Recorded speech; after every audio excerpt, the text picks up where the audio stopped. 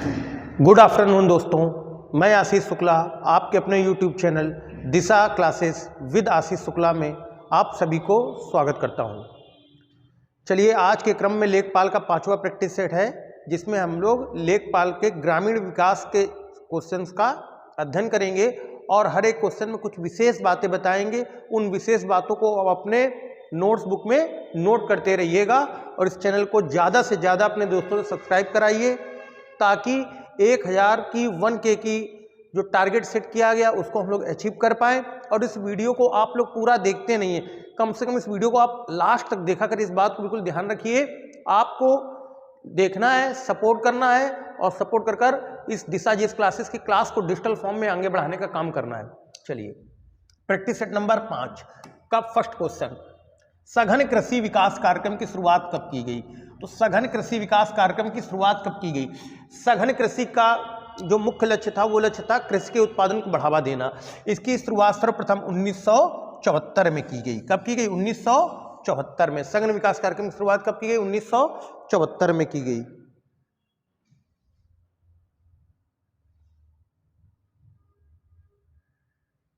राष्ट्रीय डेयरी विकास बोर्ड ने 1970 में कौन सा कार्यक्रम शुरू किया?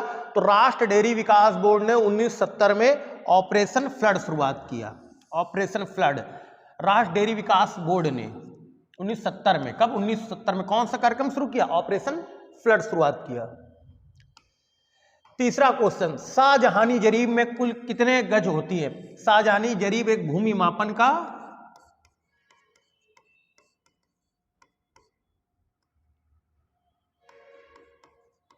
पैमाना है। जरीब कितने प्रकार की होती है बेटा? हम बता चुके हैं पिछले प्रैक्टिस सेट में भी। जरीब के कुल 3 प्रकार हैं। प्रथम मीटर जरीब, दूसरी आपकी कौन सी है? गैंट्री जरीब, और तीसरी आपकी शाहजहानी जरीब है। तो इसमें कुल लंबाई कितने गज की होती है? लंबाई इसमें होती है, शाहजहानी जरीब में जो लंबाई की होती है वो होती बेटा 165 फीट। 165 फीट।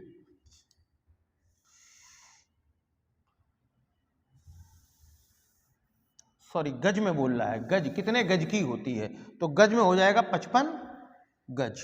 फिट में होता, अगर यहां पर फिट होता तो आप देख लीजिए, 1 यार्ड बराबर 3 फीट। 1 यार्ड बराबर 3 फीट, तो 55 गज 55 यार्ड। तो 55 यार्ड में कितना हो जाएगा? 55 यार्ड में हो जाएगा 165 फीट। ऑप्शन ए भी सही है, ऑप्शन ए भी सही है। लेकिन अगर आपसे गज में पूछेगा, जब गज में पूछेगा तो आंसर 155 होगा, और जब अगर इसका आंसर फिट में पूछता, फिट में, तो आंसर होता है 165 फीट। पूछा जरीब की कुल लंबाई कितने गज होती है? तो भूमि मापन का पैमाना बेटा जरीब होता है। जरीब एक भूमि मापन मीटर होता है। जरीब 3 प्रकार की होती है। मीटर जरीब जिसको दशमलव जरीब भी बोलते हैं, दूसरी गैंट्री जरीब जिसको हेक्टेयर जरीब भी बोलते हैं, और तीसरी आपकी जरीब होती है बीघा जरीब जिसको हम शाहजहानी जरीब भी बोलते हैं।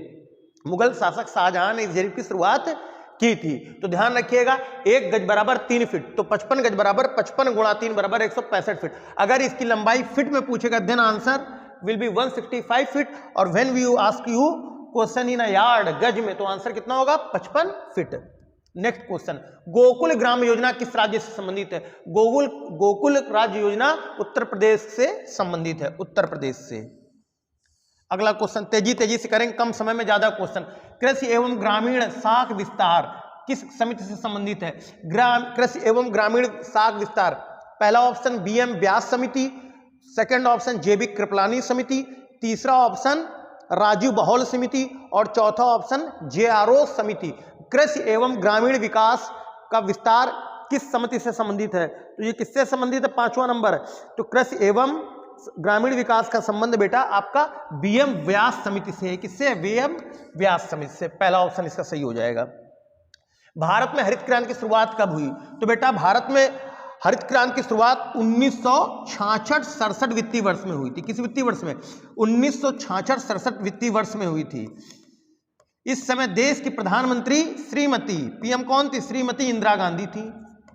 इस समय देश की प्रधानमंत्री श्रीमती इंदिरा गांधी थी, और हरित क्रांति के समय देश के कृषि मंत्री C. सुब्रमण्यम थे। इस समय कृषि मंत्री कौन थे? मतलब जब भारत में हरित क्रांति की शुरुआत हुई, इस समय कृषि मंत्री C. सुब्रमण्यम थे। C. सुब्रमण्यम। हरित क्रांति का उद्देश्य मुख्य रूप से गेहूं और चावल की फसल का उत्पादन करने का था। जब देश के प्रधानमंत्री लाल बहादुर शास्त्री थे, उस समय भारत को अमेरिका से PL 480 प्रजाति के गेहूं को मंगवाना पड़ा। भारत में दुर्भिक्ष आई थी, दुर्भिक्ष मतलब अकाल पड़ा हुआ था। अकाल के समय देश के प्रधानमंत्री माटी के लाल बहादुर शास्त्री ने देश की जनता से सप्ताह में कम से कम एक उपवास रहने की अपील की थी। तब से लोगों ने साप्ताहिक में एक दिन उपवास मनाने लगे और इसको धर्म से जोड़ दिया गया। कोई सोमवार व्रत रहता था, कोई मंगल व्रत रहता था। इस देश में जहां पर अन्न की कमी थी, उस देश में 1966-67 में इंदिरा गांधी जी के सफल प्रयासों के सफल स्वरूप क्या किया गया, हरित क्रांति शुरुआत की गई। किसानों को लोन मिल सके सस्ते दर पर, इसलिए बैंकों का राष्ट्रीयकरण कर दिया गया और एक कृषि क्षेत्र में बहुत अभूतपूर्व बदलाव आया। उस समय देश बड़ी दुर्गम परिस्थितियों में थी और उस समय का जो क्रेडिट जाता है श्रीमती इंदिरा गांधी जी को जाता है। देश के कृषि मंत्री थे सी सुब्रमण्यम। ये किस मॉडल पर आधारित थी बेटा? ये अमेरिका में हरित क्रांति के जो जनक थे उनके मॉडल पर आधारित थी, जिनका नाम कोई बताएगा? कमेंट करिए। विश्व में हरित क्रांति के जनक कौन थे? तो विश्व में हरित क्रांति के जनक थे नॉर्मन ई बोरलॉग। जबकि यही काम भारत में किसने किया था? MS स्वामीनाथन जी ने किया था। एक कृषि वैज्ञानिक MS स्वामीनाथन। कृषि के क्षेत्र में बोरलॉग पुरस्कार किस क्षेत्र में दिया जाता है? तो बोरलॉग पुरस्कार बेटा कृषि क्षेत्र में दिया जाता है। नोबेल पुरस्कार कृषि क्षेत्र में नहीं दिया जाता है। और नॉर्मन ई बोरलॉग वो व्यक्ति हैं जिनको शांति का नोबेल पुरस्कार मिला था। नॉर्मन ई बोरलॉग को कौन सा पुरस्कार मिला? शांति का नोबेल पुरस्कार। तो विश्व में अगर क्वेश्चन पूछा जाएगा हरित क्रांति के जनक, तो विश्व में हरित क्रांति के जनक नॉर्मन ई बोरलॉग। भारत में हरित क्रांति के जनक MS स्वामीनाथन। जो मैं बोल रहा हूं इन चीजों को बहुत ध्यान सुनिए। MS स्वामीनाथन। इसके बाद भारत में सर्वाधिक फायदा किस राज्य में हुआ? तो भारत में सर्वाधिक फायदा पंजाब को, हरियाणा को और पश्चिमी उत्तर प्रदेश, 3 राज्यों को हुआ। सर्वप्रथम हरित क्रांति की शुरुआत कहां हुई थी? तो सर्वप्रथम हरित क्रांति की शुरुआत पंजाब राज्य में हुई थी। भारत में तत्कालीन कृषि एवं खाद्य मंत्री कृषि क्रांति के समय कौन थे? तो सी सुब्रमण्यम थे। कौन थे? सी सुब्रमण्यम। नेक्स्ट क्वेश्चन, हरित क्रांति पहले किस राज्य में उपयोग में की गई? मैंने सब कुछ everything I have explain in previous question, सब कुछ हमने पिछले क्वेश्चन में एक्सप्लेन कर दिया है। In this question you know, मतलब आपको आंसर मालूम हरित क्रांति पहले किस राज्य में उपयोग की गई? तो हरित क्रांति बेटा उपयोग की सर्वप्रथम पंजाब राज्य में। लेकिन इसका कुल पंजाब में भी इसका शुरुआत हुई, पंजाब भी लाभान्वित हुआ, हरियाणा भी लाभान्वित हुआ और उत्तर प्रदेश का जो पश्चिमी हिस्सा है आपका मेरठ, गाजियाबाद, गौतम बुद्ध नगर, सहारनपुर, बुलंदशहर, मुरादाबाद, रामपुर, ये जितना आपका रोहेलखंड और आपका NCR का जो क्षेत्र है इसको सर्वाधिक फायदा हुआ। भारत में कृषि का कितना भाग सिंचित है? तो भारत में हम लोग मानसून आधारित कृषि पर आधारित है। मानसून के अलावा नहरों के द्वारा, नलकूपों के भी द्वारा सिंचाई की जाती है। तो कितना भाग सिंचित है? तो भारत का 1/3 क्षेत्र, 1/3 क्षेत्र बेटा क्या है? सिंचित है। 1/3 क्षेत्र जो नलकूपों नहरों द्वारा सिंचित है। बाकी 2/3 भाग बेटा आज भी मानसून के पर आश्रित भाग है।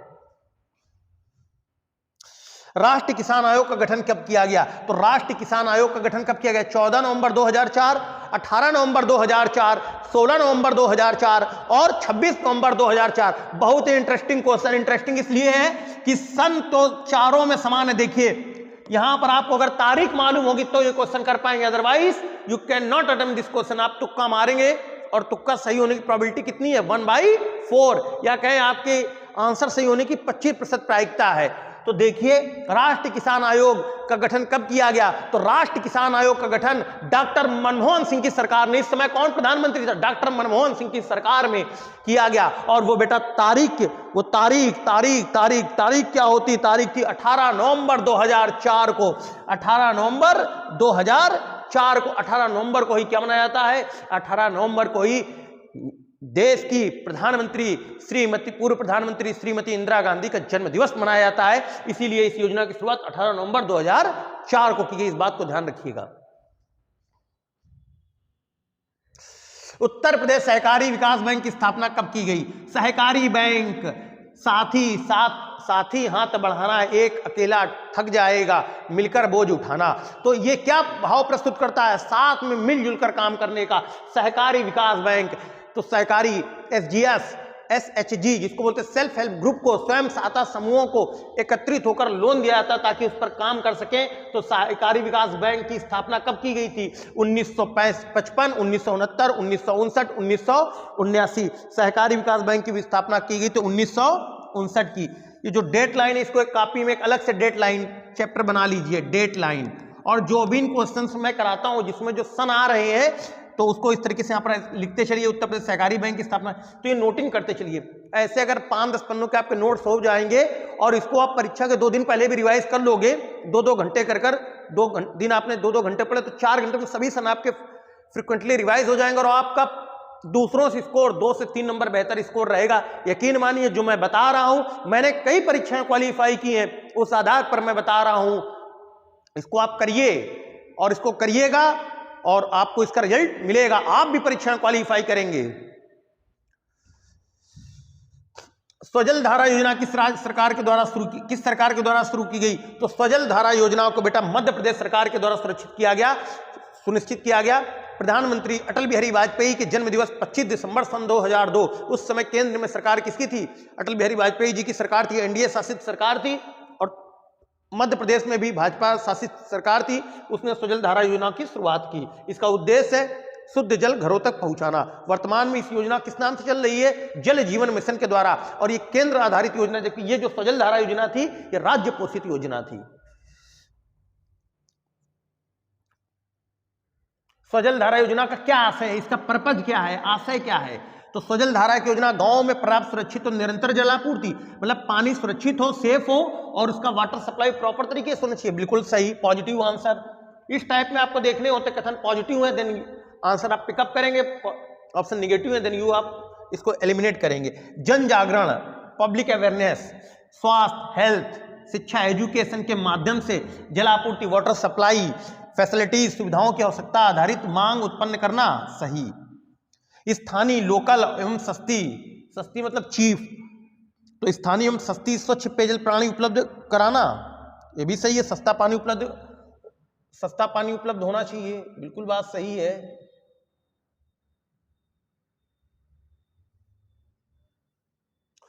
उपरोक्त सभी तीनों सही है, 3 सही है तो इसका आंसर क्या हो जाएगा? उपरोक्त सभी।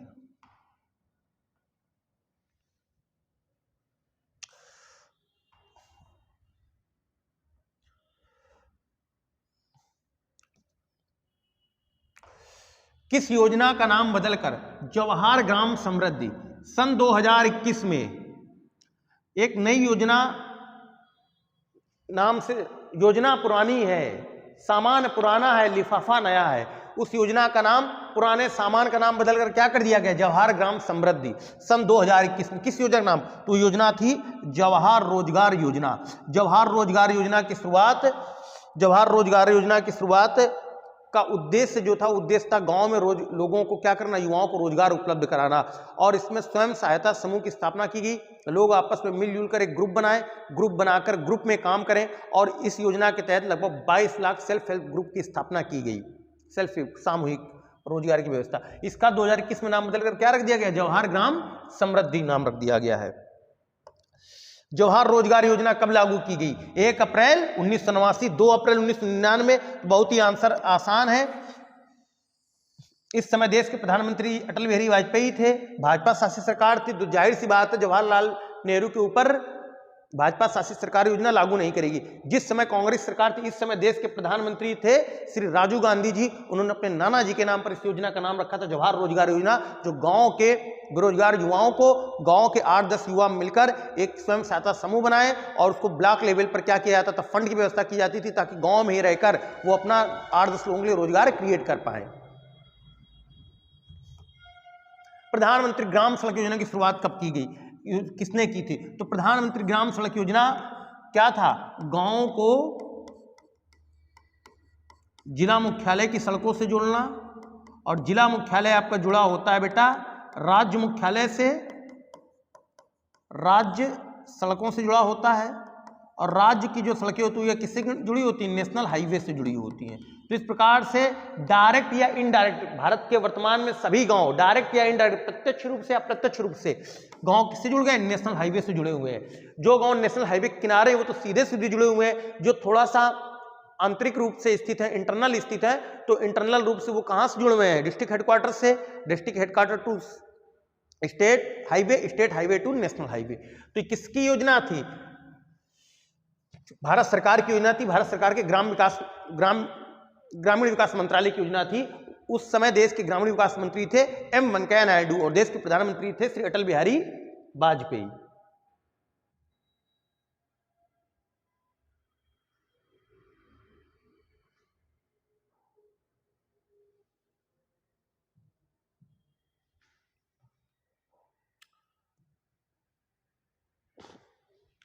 स्वर्ण जयंती ग्राम स्वराज योजना किन लोगों के लिए थी, तो अभी बता चुके हैं, उसी से रिपीटेड क्वेश्चन है 17 नंबर, स्वयं सहायता समूह। जो भी क्वेश्चन होते हैं हमारा लक्ष्य होता है कि आप लोगों के लिए हम बेहतरीन क्वेश्चन एक साथ पूरी बात को क्लियर कर दें। इसी पॉइंट ऑफ व्यू से क्वेश्चन आपके लिए आपके समक्ष प्रस्तुत किया गया है। स्वयं सहायता समूह के लिए स्वर्ण जयंती ग्राम स्वरोजगार योजना किसके लिए थी, किन लोगों के लिए थी, स्वयं सहायता समूहों के लिए।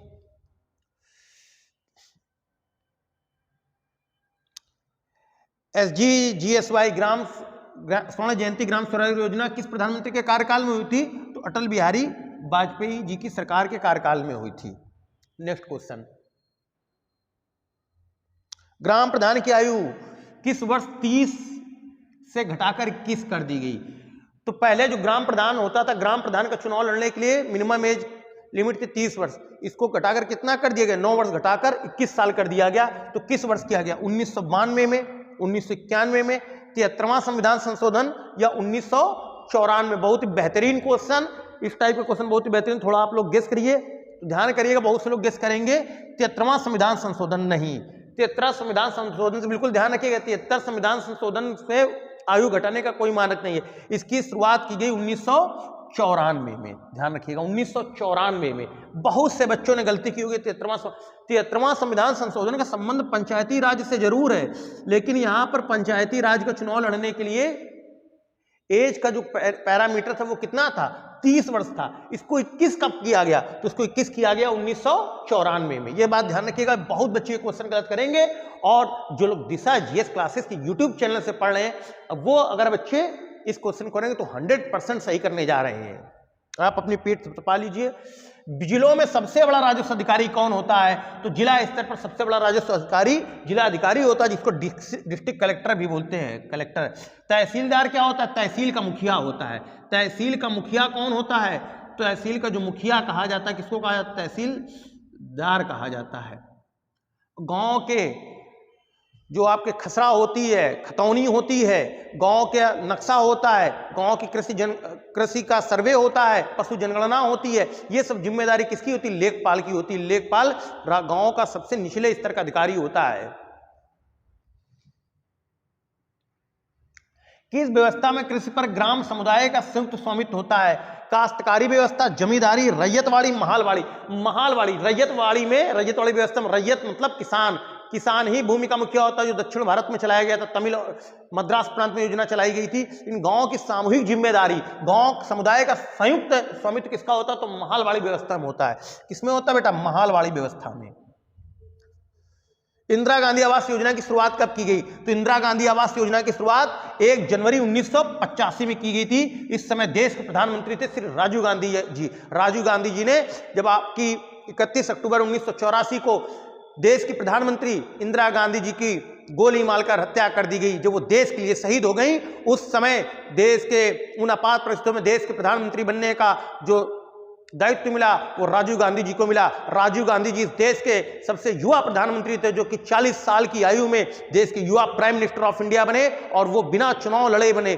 अर्थात भारतीय संविधान में व्यवस्था की गई है कि कोई भी व्यक्ति देश का प्रधानमंत्री बन सकता है, लेकिन प्रधानमंत्री या मंत्रिपरिषद में शामिल होने के बाद 6 माह के बाद उसे चुनाव लड़ना होगा। तो उन्होंने अपनी माता जी की याद में या देश की प्रधानमंत्री की याद में SC वर्ग, ST वर्ग और OBC समुदाय के लोगों के लिए आवास योजना का प्रारंभ किया। वर्तमान में इस योजना को प्रधानमंत्री आवास योजना PMAY के नाम से भी जानते हैं। इसमें लोगों को 2,25,000 शहरी क्षेत्रों में 2,25,000 रुपए तक का क्या दिया जा रहा है, सरकारी सहायता दी जा रही है और ये 2 किस्तों में दिया जाता है। तो अब इसमें सभी जनरल, OBC, SC, ST सभी वर्ग जो जिनके पास घर नहीं वो अपना आवास बनवा सकते हैं अपनी इच्छा अनुसार। इसकी शुरुआत की गई 1 जनवरी 1985 में। किस योजना का नाम बदलकर प्रधानमंत्री आवास योजना कर दिया गया है? आप देख रहे हैं जिस योजना को मैं बता रहा हूं उसके 2 से 3 क्वेश्चन लगातार संपूर्णता में है। यह सब कुछ आपको मिलेगा केवल और केवल दिशा GS क्लासेस पर। इसको खूब सब्सक्राइब करिए, खूब लाइक करिए, खूब शेयर करिए, दबाकर शेयर करिए। तो कब किया गया बताओ? प्रधानमंत्री ग्रामीण, प्रधानमंत्री शहरी, इनमें से कोई नहीं। प्रधानमंत्री तो किसका नाम मतलब? इंदिरा गांधी आवास योजना, प्रधानमंत्री आवास योजना, प्रधानमंत्री आवास योजना। और लास्ट क्वेश्चन, निम्नलिखित में से किस उपकरण का उपयोग भूमापन में नहीं किया जाता है? निगेटिव नहीं किया जाता। जरीब का किया जाता है, जरीब का किया जाता तो क्रॉस कर दो, कह रहा कि नहीं किया जाता है। कंपास का किया जाता दिशा डायरेक्शन करने के लिए। थियोडोलाइट का भी नापजोक के लिए किया जाता है, थियोडोलाइट भी। पायरोमीटर ये तापमापी है।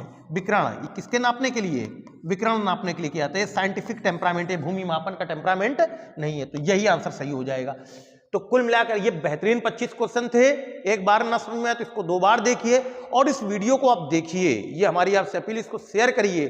चलिए दोस्तों, साथ ही साथ जो पिछले प्रैक्टिस सेट अगर आपने नहीं देखे तो उनको भी देख डालिए। धन्यवाद। जय हिंद, वंदे मातरम।